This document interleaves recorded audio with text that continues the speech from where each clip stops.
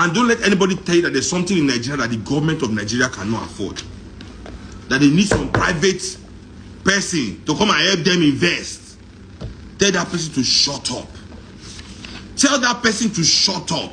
I repeat, who donate to buy $150 million jet for President Tinubu?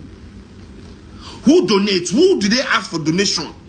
That $150 million, do you know how many schools it will build and how long $150 million can run a primary school? A good primary school, 10 good primary schools will be run on that money for at least 20 years. 10 good primary schools will be built and run that would educate 10 generations of African people.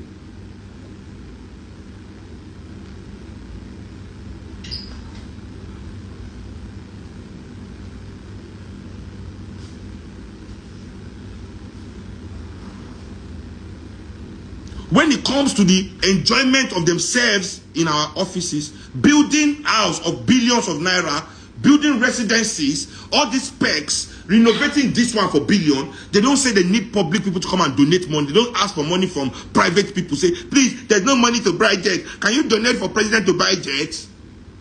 It's only when there's time to build for the people. That's when there's never money. They need public-private partnership. Nonsense talk.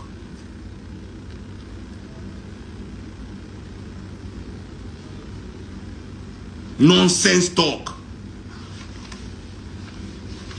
And the president cannot tell us that this petroleum matter is not his.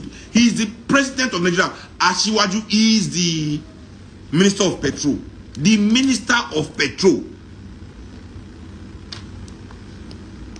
Say they take tough decisions. There's no tough decision taken here. President Tinubu took a wicked decision. This whole subsidy, floating the dollar, there's nothing tough about it. To be tough means say you face your mates. Let me explain toughness. Because many of you too, that you always punch down, you think you are tough. That's not toughness. If a man is at home flogging his child and he's beating his wife, he's not tough. He's just wicked. Except that man is fighting another man outside that is his neighbor. Every day they come outside, they fight in neighbor, will be man. Any neighbor where you see, whether he like the man do they fight all he made, that's a tough guy. They say elites compete at the top. That's why I don't call any Nigerian elite. They are pseudo elites. They are local elites. That's why I always say that they don't have money. They don't, because they have no imagination. Real wealth is in imagination. Can Dangote truly call himself an elite? Is he competing with Bill Gates in any way? Elites compete at the top.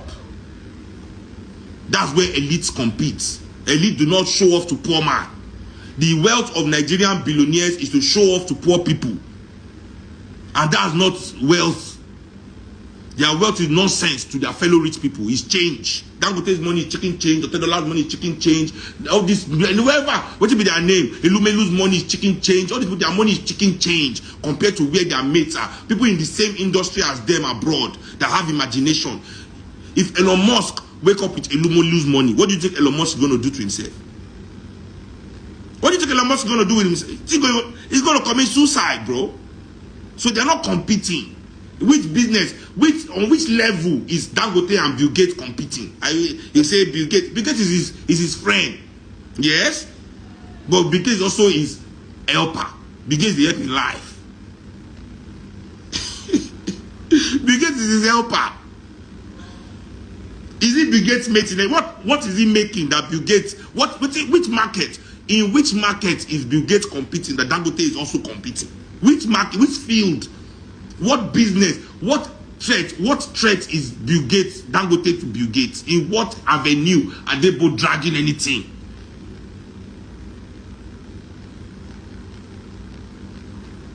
Elites compete at the top. Our own elites in Nigeria, is their money is to show off to poor man. They don't compete at the top. That's why if the president, because I'm only saying it because the president, they continually talk, say, I took the tough decision. I take the tough, will somebody have to take the tough decision? No, sir. That's not a tough decision. No. That's a wicked, you took a wicked decision.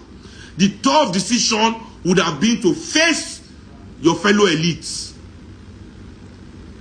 That would have been the tough decision. The tough decision would have been, let's investigate the subsidy fraud. What caused the subsidy fraud? That is a tough decision. Tough decision will be like, say, who is manipulating the currency? Which people are going behind our back to CBN to take dollar that they should not take? Which people are buying dollar cheap and selling it high on the streets back to Aboki? Which people are using the opportunity to take dollar from the central bank and recirculate it into our system in the black market?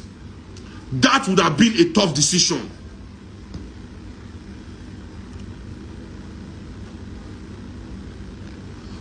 That would have meant that you are facing your class, your mates then. And they are the real reason Nigeria is suffering. That's why even though you now remove the subsidy, even though you now float the naira, even though now wicked us will not do anything, even though you have heaped suffering on the working class and poor people of this country that had nothing to do with this problem except their subservience, except their subservience to their own enemies. Nothing has changed. And they say give it time. If we like, we'll give it 10 years. Nothing will change in this your policy because it's a wicked policy. It has not addressed the issue. Addressing the issue, now you go me say you did tough. That would have been tough. You'd have been a tough guy. If you have addressed, but you have not addressed the issue. None of the issues have been addressed. All you have done is taking wicked position because now no one spend too much. Now when they save more money, fit thief on ourselves. Finish. Subsidy was taking too much money and giving it to the oil boys. Government workers too need to money to thief now. Permanent secretary no go thief. Permanent secretary want thief now. Minister want thief now. All of them want thief their own. If they take all the money they give subsidy, then when anybody don't do for oil business, no go they see. So let's find a way to reduce money we are giving them. Let the people pay more. Yeah, that's all that happened here. So now you have money for jet, you have money for yacht, you have money for party in Saint-Tropez, you have money to renovate building, you have money to be sharing for all your people. Finish.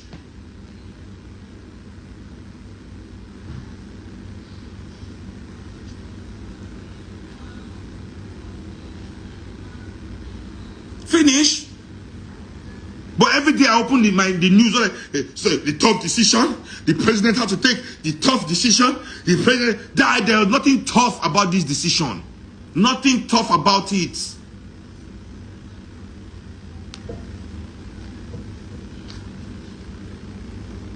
That's why I heard they catch that NLC president. That's why the people, see, that time is over. You betray the people, ancestors will hammer you now. Bimni. You betray the people. The ancestors are back. I've told you people, I don't tell you Natalia for this life. Ancestors are back. I've told you people this. The ancestors are back. So if you do anyhow, you no go tell before you see anyhow. Our courts have been privatized. I say our courts, the judges have privatized the courts. The judges have privatized the courts. So government somebody will be wanted by the government. He has committed a crime. A public institution will now issue warrant that don't arrest him. Imagine if that court had not been privatized by the judge. What part of law is that? To pass judgment that somebody should not be arrested. Then now another court can say, okay, this person must be arrested. Till now, even the police cannot arrest the person. The governor of the state that the AFCC is saying was robbed. The people of that state are the ones the governor they represent. Now that governor, which is supposed to represent the people of the state where they thief that kind of money from, is using the office of that state to protect the governor from being the former governor from being arrested. Do you understand the depth of the privatization of these institutions? That people can go into these places and remove billions And nobody will say anything for the years because then they thief 80 billion at once. It is not once they steal that kind of money. EFCC did not know. They cannot tell us that they just found out that after I left office. The right attitude of our security operatives, our security agency, is to be making noise every day. So that by the time the person is even leaving office, the wahala and the noise will be so much, everybody go know say, as they sign, they go jail. But no, they don't say anything. Everything will be quiet. They can't just start to ask him one day, hey, we investigate the for overnight. Okay, now that the judge have lifted this thing, where is the arrest? Where is the manhunt? Do you see them looking for him all over the place? Is he on the news constantly that he's wanted?